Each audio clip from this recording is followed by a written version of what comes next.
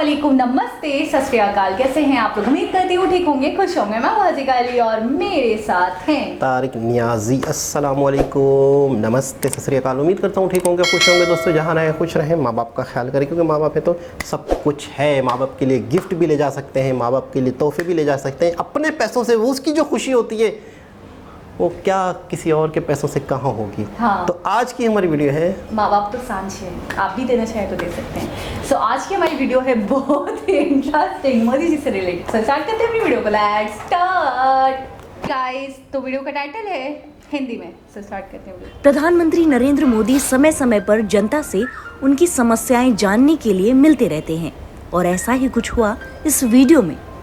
वाराणसी में दिव्यांगजनों से भेंट करते समय मोदी एक ऐसे व्यक्ति से मिले जो अपने दुख को पीएम को बता रहा था और बताते बताते पीएम मोदी उनके लिए इतने भावुक हो गए कि उन्होंने उसे अपने सीने से लगा लिया। जरा देखें इस वीडियो को। संतोष वर्मा, रामकृष्ण हिंदू विश्वविद्यालय। सर मैं बीएससी कर रहा हूँ, लेकिन सर मैंने 2 बार एमबीबीएस क्वालिफाई किया। ड्यू टू मेडिकल सर्टिफिकेट की वजह से मेरा सर एमबीबीएस में एडमिशन सर बनारस किए हैं सर। मैं सर किसान है सर, और सर मैं सर बीएससी सर, लेकिन सर मैं एमबीबीएस करना चाहता हूँ। मैंने 2 बार क्वालिफाई किया सर, लेकिन सर मेरा कॉलेज अलॉट होकर भी चला गया सर।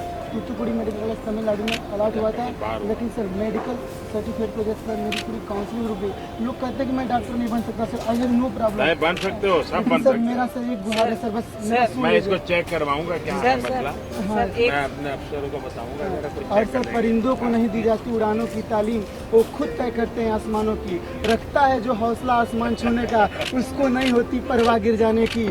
दुनिया में हर चीज ठोकर खाकर टूट जाया करती है, बस एक सफलता ऐसी चीज है जिसे ठोकर खाकर प्राप्त किया जा सकता है। सर एक शब्द हम बोलना चाहेंगे। इस वीडियो को जिसने भी देखा उसका दिल भर आया। जरा देखिए कि किस तरीके से मोदी ने उस लड़की को अपने सीने से लगा लिया और बोले कि तुम चिंता मत करो, मैं तुम्हारे साथ हूँ। दिल को भावुक कर देने वाला वीडियो आपको कैसा लगा हमें कमेंट करके जरूर बताएं। हमारे चैनल को देखने के लिए धन्यवाद। वीडियो को लाइक करें, सब्सक्राइब करें और बने रहें हमारे साथ। जी जनाब। अच्छा, अपनी जनता के इतना करीब हमने बेशुमार वीडियोस देखी, बेशुमार इनके जनता के साथ अट्रैक्शन देखी, लेकिन ये ऐसा शख्स था जो मुझे तो ऐसा लगता था कि मुझे ऐसा लग रहा है जैसे कोई बहुत ही ज़्यादा बेचैन शख्स हो, बहुत ही टाइम से मोदी जी से मिलना चाहते हो, बहुत ही ज़्यादा मतलब इंतज़ार हो, और वाराणसी में मोदी जी का आना हुआ। तो अच्छा, एक और चीज़ है, एक आम शख्स मतलब मुझे समझ नहीं आता, जब भी हमने देखी है पीएम की वीडियोस, अपने प्राइम मिनिस्टर की, आवाम 4-4, 5-5 फीट दूर होती है, कई फीट दूर होती है, सिक्योरिटी होती है एक बाकायदा उनके करीब। पीएम तो छोड़ ही दें, एक सेलिब्रिटी जो होती है ना, एक्टर, और जब वो अपनी फिल्म की प्रमोशन के लिए घूम रहे होते हैं, किसी मॉल्स में आते हैं, तो उनके आगे 8-10 बाउंसर्स जो होते हैं उनके आसपास होते हैं, तो कोई उनके करीब नहीं जा सकता। अच्छा, ये दो वजह हैं। एक तो ये है कि सिक्योरिटी, कोई भी बदतमीज़ी हो जाए, और सबसे बड़ी बात, पीएम मोदी जी इस वक्त मैं समझता हूँ कि इंडिया के लिए कितनी ख़ास शख्सियत हैं। बिल्कुल। अच्छा, इनके कितने चाहने वाले होंगे ज़रा मुझे बताएं। बहुत करोड़ों में। कितने होंगे। तो कई लाख दुश्मन होंगे, कई लाख लोग दुश्मन भी होंगे, कई लोग नफ़रत भी करते होंगे किसी भी वजह से। सही। ये होता है, जो कहते हैं कि मैंने तो यहाँ तक सुना है कि अगर आपसे लोग नफ़रत करने लग जाएं तो आप समझे तरक्की कर रहे हैं। अच्छा, मुझे आपकी इस बात से एक बात याद आई। एक हमारे सब्सक्राइबर हैं चैनल के, उन्होंने मुझे तकरीबन 2 दिन पहले मैसेज किया कि मोदी जी अच्छे प्राइम मिनिस्टर नहीं हैं, और इनके दौर में सबसे ज़्यादा बहुत ज़्यादा महंगाई हुई है, इनके दौर में बहुत भुखमराई हुई है, इनके दौर में बहुत गुर्बत आई है। मतलब मैंने कोई रिप्लाई नहीं दिया, लेकिन मुझे बड़ा अफसोस हुआ। मतलब एक फरिश्ते जैसा इंसान है तो उसके ऊपर भी तनकीद करने वाले पैदा हो गए। असल में महंगाई वाली बात सच है, फ़र्क आया है पूरी दुनिया में। ठीक है, पूरी आपको दुनिया प्रोग्रेस नहीं दिखती, पूरी डेवलपमेंट नहीं दिख रही। अच्छा, उसने महंगाई, अपने कार्यकाल में कितना काम भी तो करा है। महंगाई हर जगह हुई है, तो वो आपको उस महंगाई को नोट कर रहे हैं, और बस हर किसी का अपना पॉइंट ऑफ व्यू होता है। मैं आपकी बात से ही रिलेट करते हुए ये बात बता रही हूँ कि वाकई आप सही कह रहे हैं कि फरिश्ता भी हो ना तो उसके भी दुश्मन है, उसको भी बुरा भला कहने वाले, उस पर भी तनकीद करने वाले लाखों करोड़ों लोग हैं। अच्छा, दूसरी बात ये कहना चाहूँगी कि हफ्ते में हमने 2 वीडियो कर दी है मोदी जी पे, तो जिसको जो भी मसला है वो स्किप कर सकता है, हमारी वीडियो को ना देखे, क्योंकि आपका तो खाना हजम नहीं होता। तनकीद तो करते हैं लेकिन खाना हजम नहीं होता अगर वीडियो ना देखें। इतनी बुरी वीडियो होती है तो ना देखा करें, लेकिन हम मोदी जी पे वीडियो बनाते रहेंगे। वैसे हमारे भाई को खुशी हो रही है कि उनका जिक्र हो रहा है। नहीं, कभी नाम ही नहीं ले रही हूँ, अक्लमंद के लिए इशारा काफ़ी है, लेकिन ऐसा नहीं है। हमारे नज़दीक उनकी बहुत रिस्पेक्ट है, हमारे दिल में उनका बड़ा सम्मान है, और जैसे जैसे हम उनकी मज़ीद वीडियोस देखते हैं हमारे दिल में उनका रुतबा बढ़ता जाता है दिन ब दिन। किसी ने हमें कहा था कि अगर आप अटल जी की वीडियो देखेंगे तो आप उनके फ़ैन हो जाएंगे, और वाकई वो सच निकला। वाकई वो हकीकत निकली कि जब उनकी बातचीत, उनका तरीक़ेकार, उनका एक बीजेपी को लेके एक किस तरीके से उन्होंने उन्हें ऊपर उठाया, एक वो चीज़ मुझे विकास की स्टार्ट जो मैं समझता हूँ, वो चीज़ हमेशा याद रहेगी मुझे कि सही बंदे हैं गलत पार्टी में। हाँ, तो उन्होंने बोला या तो मैं सही बंदा हूँ तो फिर गलत पार्टी में नहीं हो सकता, या तो मैं गलत पार्टी में हूँ तो फिर सही बंदा नहीं हो सकता। बिल्कुल एक हाजिर जवाब और एक बड़े दबंग किस्म के शख्सियत थे, जो कि मतलब है कि एक किसी से डरने वाले नहीं थे, और उन्होंने बड़ी अपने वक्त में कोशिश की कि पाकिस्तान के साथ इंडिया के ताल्लुक अच्छे हों। लेकिन अभी बात हो रही है मोदी जी की। अच्छा, मोदी जी के हवाले से मैं एक बात और कहना चाहूँगी, जो इनकी एक क्वालिटी ऐसी है जो हमेशा हमें दिखती है, जो कांस्टेंट रही है, कभी हमने ये नहीं देखा कि उसमें वेरिएशन आई हो। जनता के प्रति बहुत ज़्यादा इनका लगाव, जनता के लिए बहुत दिल के अंदर दर्द, तकलीफ़, उनकी समस्याएं, उनकी मुसीबतें या उनकी परेशानियों को वो बहुत उनके लेवल तक जाकर सोचते हैं। और इसका सबसे बड़ा रीज़न ये भी है कि वो खुद उनने बहुत कुछ झेला है, उन्होंने बहुत गरीबी देखी है, उन्होंने बहुत बुरा वक्त देखा है, तो इस चीज़ को वो ज़्यादा अच्छे से समझ पाते हैं।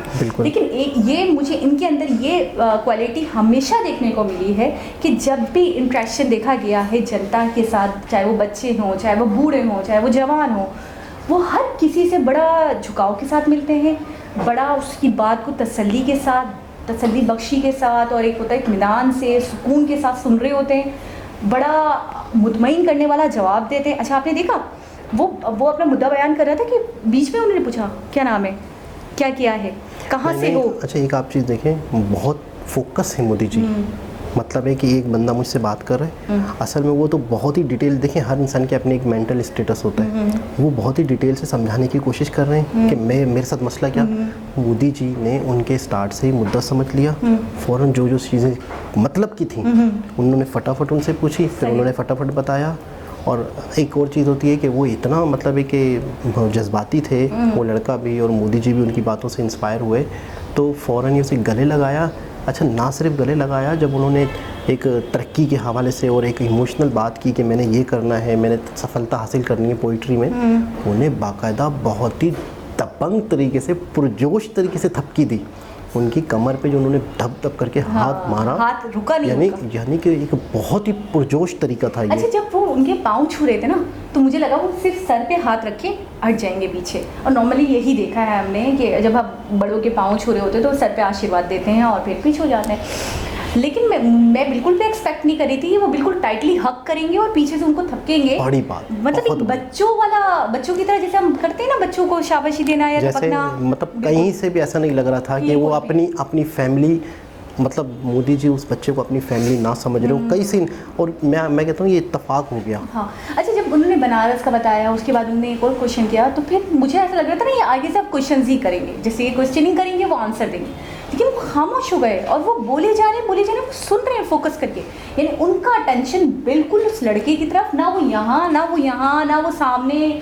हमारे मिनिस्टर्स को आपने देखा, उनको पता ही नहीं होता उनको बोलना क्या है, उनको पता ही नहीं होता उनको पूछना क्या है। मुझे ये चीज़ बड़ी अच्छी लगती है, इनकी अटेंशन टोटली उस बंदे पे, उस मुद्दे पे, उस बात पे होती है जो बात चल रही होती है। मैं बता तो रहा हूँ कि वो उनके साथ इस तरीके से बात कर रहे हैं जैसे उनका फैमिली मेम्बर है, वो दुनियादारी भूल गए। और हमारे यहाँ यकीन करें कि कई गज़ के फासले पे आवाम होती है, एक सिक्योरिटी होती है, एक बंदा 2 फीट भी दूर आ जाए ना, मतलब करीब भी आ जाए तो उसे धक्के देके भगा दिया जाता है कि नहीं भाई। और सबसे मेन चीज़ सिक्योरिटी, किसी के हाथ में क्या है, किसी के जेब में खंजर है, किसी के यहाँ पिस्टल लगी हुई, अल्लाह ना करे क्या प्रॉब्लम है क्या नहीं है।